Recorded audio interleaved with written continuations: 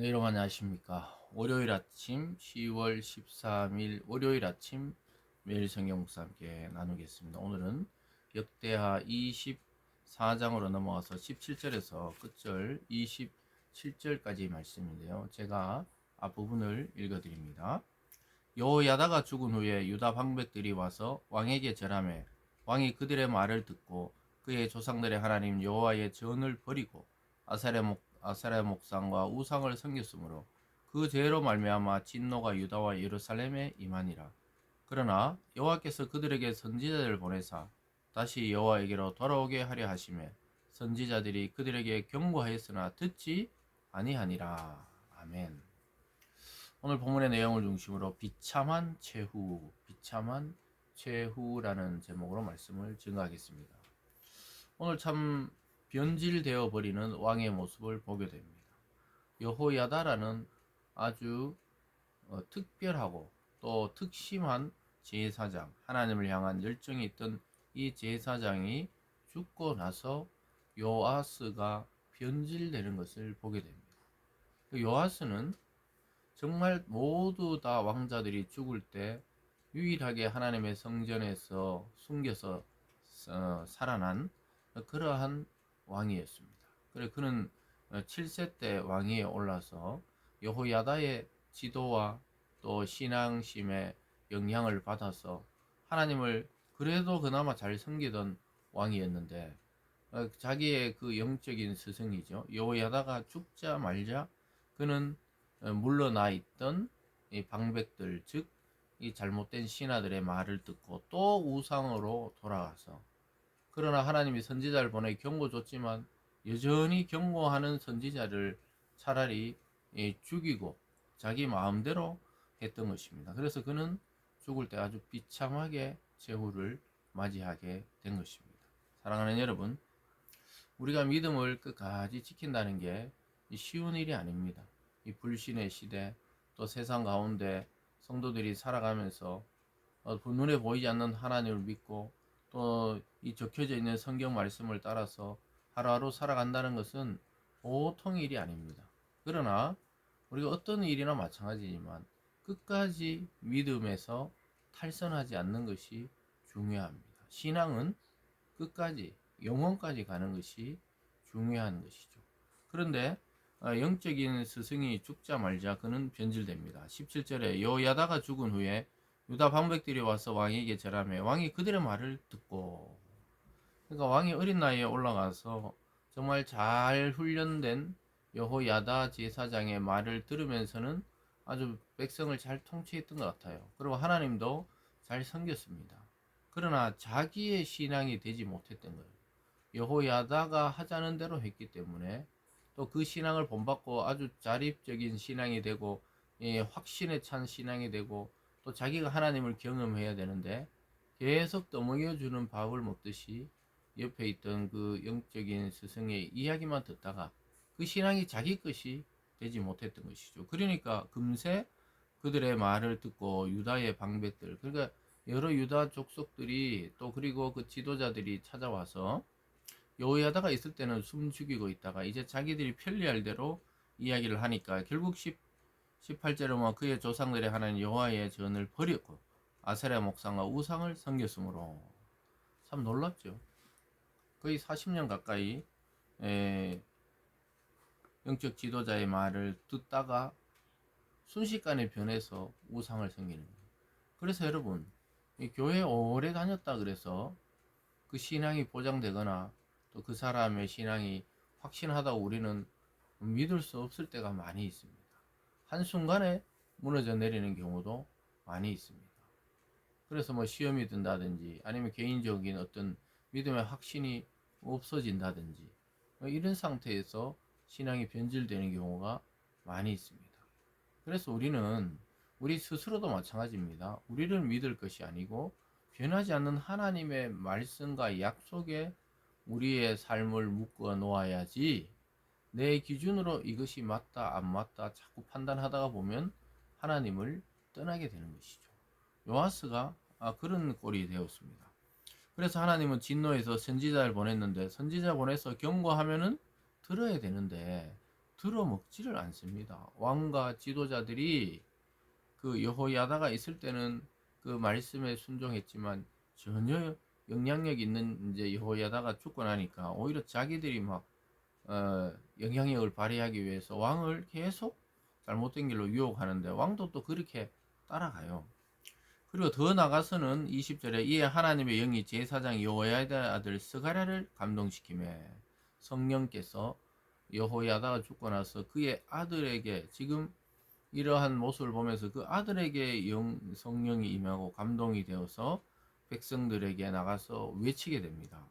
그가 백성 앞에 높이 서서 그들에게 이르되 하나님이 이같이 말씀하시길 너희가 어찌하여 여호와의 명령을 거역하여 스스로 형통하지 못하게 하느냐 하셨나니 너희가 여호와를 버렸으므로 여호와께서 너희를 버리셨느니라 하나. 하나님께서 정확하게 스가랴를 통해 외쳤습니다. 너희가 나를 버려서 나도 너희를 버릴 수밖에 없게 되었다. 이렇게 경고의 말씀을 할 때 엎드려 회개해야 되는데 그 반응을 한번 보겠습니다. 21절에 무리가 함께 피하고 왕의 명령을 따라 무리가 함께 피하고 왕의 명령을 따라 그를 여호와의 전뜰 안에 돌로 쳐 죽였더라. 놀라운 일입니다. 자기를 그렇게 보호하고 아끼고 사랑했던 여호야다의 아들 스가랴를 돌로 쳐 죽이는데 왕은 그대로 그냥 두고 보는 거예요. 그러니까 왕이 결국은 그를 돌로 쳐 죽였다고 말할 수 있겠습니다. 그러니까 참 무서운 것이죠. 이 사단의 유혹을 받고 또 죄악에 깊이 물들면은 그 은혜를 잊어버립니다. 자기를 어릴 때 숨겨주고 목숨 걸고 보호했던 여호야다 그 제사장이 죽자 말자 이런 일이 발생한 거예요. 그래서 여러분 우리가 우리 스스로 신앙생활을 할 수 있을 것 같지만 항상 하나님의 말씀의 사람들 또 하나님의 오늘 성령에 감동되지 성령을 따라 사는 것이 얼마나 중요한지 보여줍니다. 우리는 순간순간 자기 중심으로 돌아가기 때문에 영적으로 보면 얼마든지 이런 일이 일어나는 것이죠. 그래서 요아스가 이렇게 말합니다. 22절에 요아스 왕이 이같이 스가랴의 아버지 여호야다가 베푼 은혜를 기억하지 아니하고 그의 아들을 죽이니 그가 죽을 때 이르되 여호와는 감찰하시고 신원하여 주옵소서. 하나님이 이것을 판단하실 거라고 죽어가면서 스가랴 선지자는 이야기했습니다. 아주 놀라운 일이 여기서 발생하고 있습니다.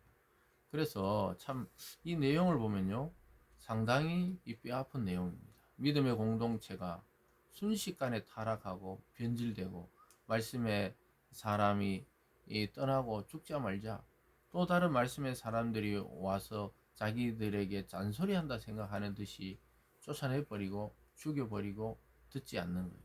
하나님은 이것에 대해서 요아스에게 그 결과가 어떻게 되는지 보여주고 있습니다. 그러니까 하나님을 불신하는 것까지와 또 말씀을 완전히 배격하고 대적하는 것은 차이가 있어요. 우리가 믿음이 어떨 때 흔들려서 참 불신해서 스스로 침체될 때도 있지만 하나님을 거역하고 하나님을 반대해서는 안 되는 것이죠. 그런데 오늘 이 왕은 하나님을 정면으로 반대한 것이죠. 그리고 하나님의 선지자 옳은 말을 하는 자를 돌로 쳐 죽이는 것을 이 용인했다는 게 왕이 죽인 것으로 기록되는 것입니다. 그러니까 그의 삶은 어떻게 되느냐? 결국은 큰 전쟁 속에 들어가서 그는 부상당해 죽게 됩니다. 25절로 내려갑니다. 요아스가 크게 부상하며 적군이 그를 버리고 간 후에 그의 신하들이 제사장 여호야다의 아들들의 피로 말미암아 반역하여 그를 그의 침상에서 쳐 죽인지라. 쳐 죽였다는 거예요. 자기 신하들이 반역해서 그를 쳐 죽인 거예요. 왜냐? 제사장 여호야다 아들들의 피로 말미암아 이렇게 말합니다. 성경은 피값을 분명하게 치른다고 말하고 있습니다.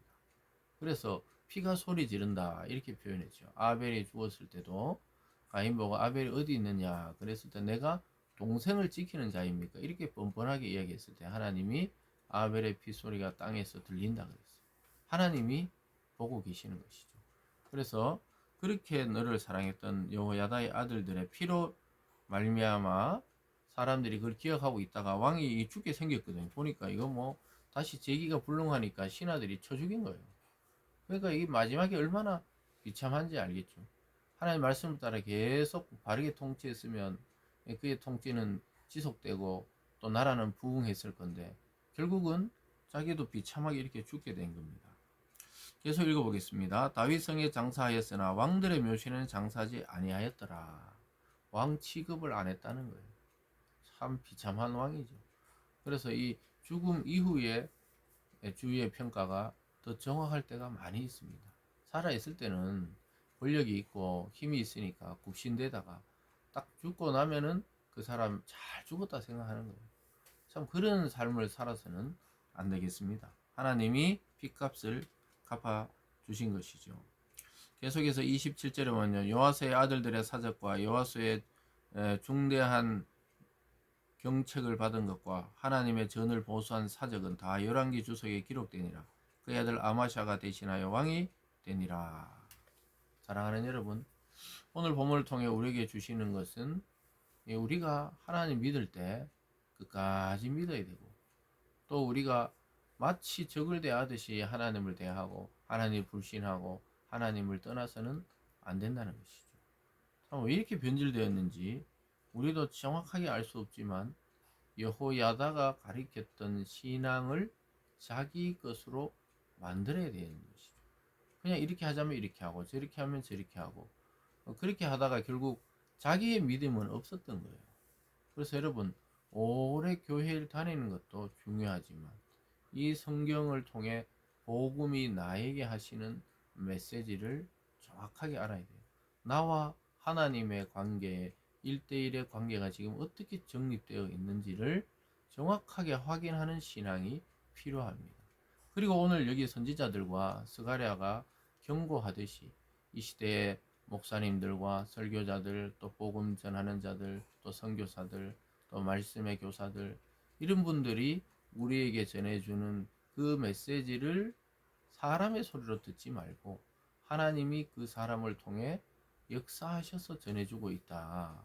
나에게 이런 권면을 주고 이런 설교를 듣게 하시고 또 이런 메시지가 나에게 왔군 할 때 그걸 거부하지 말고 오늘 요하스가 받아들였으면 사는데 거부하고 더 나아가서는 하나님 말씀 무시해서 선지자를 죽인 것이죠. 그런 일이 우리의 속의 영적인 세계에서 일어나면 안 되는 것입니다.